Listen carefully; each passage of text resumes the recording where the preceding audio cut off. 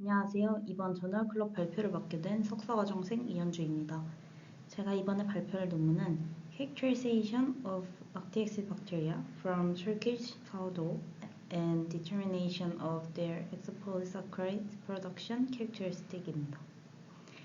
해당 논문은 발효와 밀접한 연관을 갖고 있는 사워도우로부터 락티엑시박테리아를 분리하고 그들의 기능적 특성에 대해 다루고 있어 선정하였으며 특히 엑소폴리사카라이드 프로덕션의 측면에서 락테익시박테리아를 어떻게 인실리코 분석을 진행하는지 참고하고자 하여 가져오게 되었습니다. 먼저 제 연구에도 가장 큰 메인 인풋에 해당하는 락티엑시드 박테리아에 대한 간단한 설명을 진행하겠습니다. 락티엑시드 박테리아는 LAB라고 부르며 이름 그대로 락티엑시드를 생산하는 그람 포지티브 박테리아입니다. 이들은 로드 쉐입의 바실리나 스페리컬 타입의 코시의 형태를 띠며 그들의 카보하이드레이트 페르멘테이션의 메타볼릭 프로세스에서 락티엑시드가 만들어지는 것을 따 이런 이름이 붙었다고 합니다. 쉽게 오더상의 락토바실레와 별도로 비피도박테리움 지너스를 포함하고 있으며 거의 모든 LAB가 인체 내에 다양한 면역력, 치료, 건강과 관련하여 좋은 기능을 하는 프로바이오틱스로 알려져 있습니다. 이런 LAB와 관련된 연구로는 보통 두 가지 타입의 흐름으로 밝혀져 있는데요.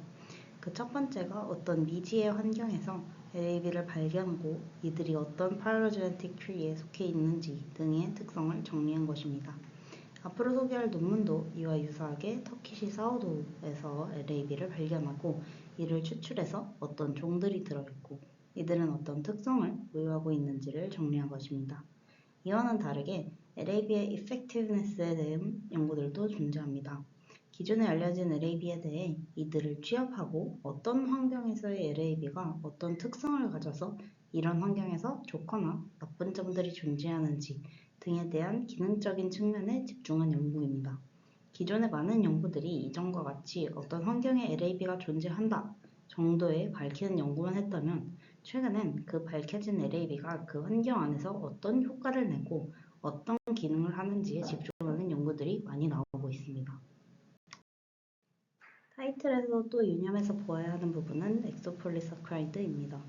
EPS라고 부르며 이들은 긴 사슬 폴리사카라이드로 글루코스, 갈락토스, 람노스 등의 다양한 비율로 구성된 슈거 유닛입니다. 이들은 구조적으로 크게 두 가지 그룹으로 분류가 되는데 같은 유닛의 슈거로 구성된 호모폴리사카라이드와 이것저것 다른 종류의 슈거 모노머로 구성된 헤테로폴리사카라이드가 그것입니다.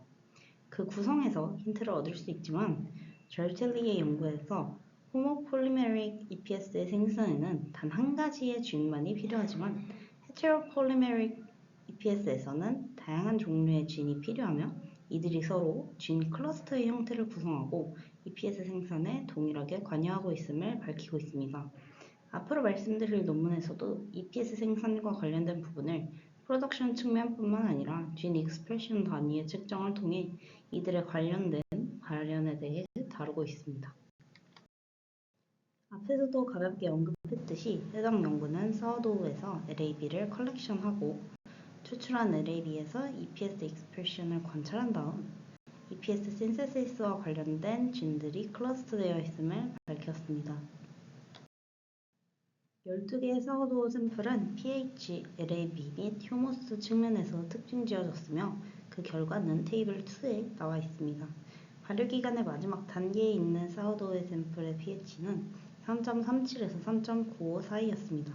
이러한 샘플의 LAB 수는 8.35에서 8.91 로그 CFU per 그램 사이였으며 휴모스는 LAB 수보다 약 100배 정도 낮았고 6.7에서 6.96 CFU per 그램 사이였습니다. 249개의 유전자 형식별은 11종에 속하는 47종의 구별된 균주를 분류할 수 있게 했습니다. 다른 사워도우 샘플 내에서 조개 분포는 테이블 3에서 볼 수 있습니다. 본 연구에서 터키 사워도우에서 분리된 호모 퍼멘테이티브 LAB 균주는 락토바실러스 플랜타럼, 락토바실러스 파라플랜타럼, 락토바실러스 칼베투스인 반면 나머지 균주들은 헤테로퍼멘테이티브 LAB 균주로 분리가 되었습니다. 테이블 3에서 볼 수 있듯이 헤테로페르멘테이티브 LAB 종은 터키 전통 사워도우를 지배적으로 존재하는 것을 확인했으며 사워도우당 다른 종의 수는 3개 샘플에서 6개 샘플로 다양했습니다. 흥미롭게도 본 연구의 사워도우 샘플은 수집 기간의 차이에서 비롯된 LAB 균주의 다양성에 따라서 세 그룹으로 분류될 수가 있었습니다.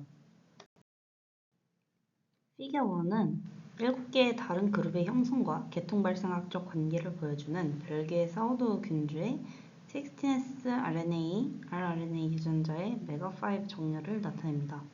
클러스터 정렬 분석은 락토바실러스 그룹 4개 및 메시리아 그룹의 대부분의 균주에 대한 16S rDNA 시퀀스가 유사하고 각각 그룹 1, 2, 3, 4, 6에 표시된 대로 군집된 것으로 나타났습니다. 유사하게 메가5 정렬은 그룹 7에서 16S rRNA 유전자를 기반으로 한 계통 발생학적 유사성을 보여주는 여러 균주들을 그룹 7에 군집하였습니다.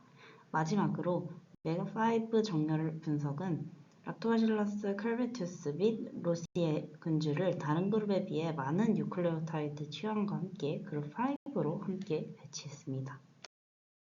본 연구에서 분리된 11족의 다른 LAB 종에서 LAB 균주의 엑소폴리사카리드 프로덕션 특성을 결정하기 위해 MRS5 한천에서 끈적거리는 콜로니 형성을 기반으로 한 종에서 한 균주를 선택했으며 두 가지 다른 배양 온도에서 EPS 생산 특성을 추가로 테스트했습니다. EPS 생산은 두 온도 모두에서 유사한 EPS 생산 수준을 보인 외시리아, 시베리아, N9을 제외하고 30도에서 보다 37도에서 더 높았습니다. EPS 유전자에 대한 스크리닝에서 확인된 모든 LAB 균주가 호모폴리메릭 및 헤테로폴리메릭 EPS 생합성에 필요한 적어도 한 가지 유형의 EPS 유전자를 보유하고 있는 것으로 나타났습니다. 모든 LAB 분리에는 락토바실러스 레트리 LB121의 GTFA 뉴클레오타이드 서열을 대상으로 프라이머 덱스리로 검출된 호모폴리메릭 EPS 생산을 담당하는 GTF 유전자가 있었습니다. 외시리아 시베리아 N9을 포함한 5개에서 이전에 설계된 프라이머 세트들을 사용하여 EPS 유전자를 가진 800베이스 페어의 PCR 프로덕트의 존재가 이 5개를 제외한 나머지 5개에서 검출이 되었습니다. 또한 11개 균주 중 3개의 균주만이 이 유전자에 대해 설계된 프라이머 세트로 검출된 1150 베이스 페어의 PCR 프로덕트로 EPS-B를 보유했습니다. PGTF 유전자 검출은 이전에 설계된 하이브리드 프라이머 세트 그룹을 위해 나온 합의 영역의 존재를 시사하는 것으로 확인하였습니다.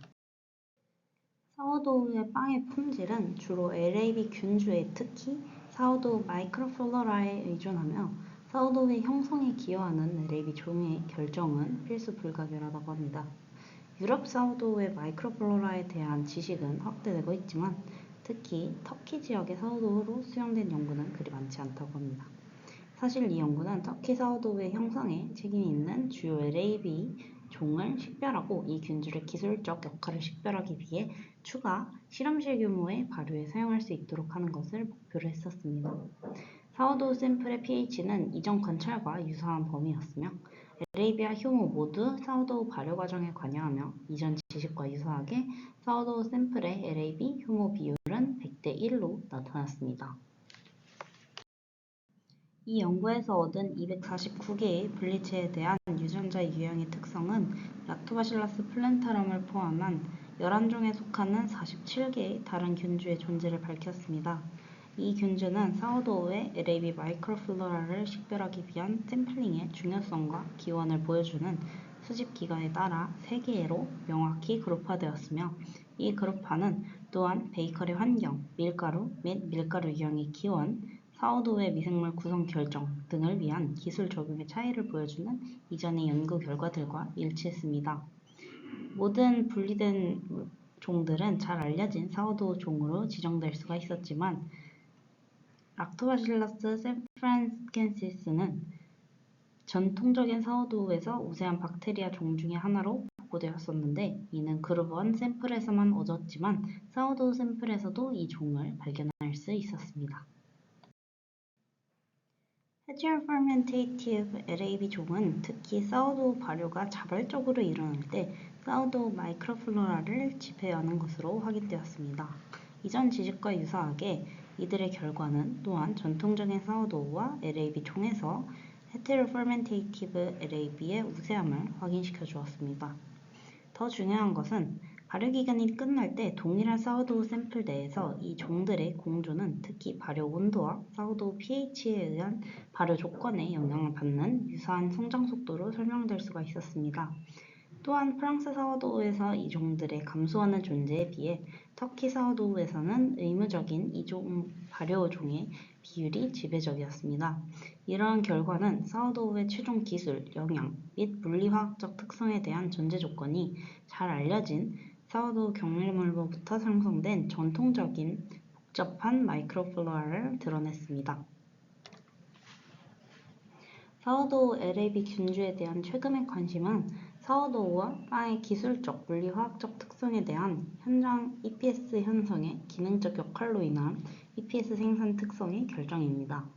LAB에서 EPS 생산의 생합성 메커니즘은 잘 설명이 되어 있으며 일부 LAB 균주는 헤테로폴리사카리드 또는 호모폴리사카리드 유형의 EPS와 두 유형의 EPS, 이중중합체 EPS 생산을 위해서는 EPS 유전자뿐만이 아니라 다른 유전자를 포함하는 EPS 유전자 클러스터가 필요하며 반면 GTF 또는 FTF로 설명된 단일 유전자는 각각 호모폴리사카리드 글루칸 또는 프록탄 유형을 담당한다고 합니다.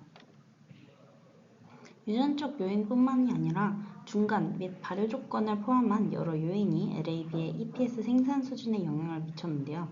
사우도우 블리츠는 30도와 37도 모두에서 배양 기간이 끝날 때 비슷한 수치에 도달했지만 배양 온도에 따라 EPS 생산 특성의 수준이 달랐습니다. 성장률의 변화 없이 37도에서 EPS 생산이 증가하는 것은 최적 EPS 생산 온도가 이전에 보고된 대로 최적 성장률을 반영하지 못할 수 있다는 사실과 관련이 있을 수 있습니다. 결론적으로 본 연구는 튀르키예 동부 우케 지역의 전통 사우도우의 발효를 담당하는 LAB 균주를 동정하고 이들의 EPS 생산 특성을 파악하였습니다. 총 11종의 다른 종들이 확인이 되었으며 일부는 터키 사우도우에서 최초로 나타났습니다. 결과는 비록 헤테로퍼멘테이티브 종이 우세하지만 본 연구에서 수집 기관으로 반영한 사우도우의 유래는 LAB 생물 다양성에 있어 중요한 것으로 보였습니다. 또한 EPS 유전자의 PCR 검사 결과 모든 균주가 동중 다중합체 및 이중 다중합체의 EPS 생략석에 필요한 유전자를 보유하고 있었으며 중요하게 균주 수준에서 EPS 생산 수준이 변경됨을 밝혔습니다. 이상으로 발표를 마치겠습니다. 감사합니다.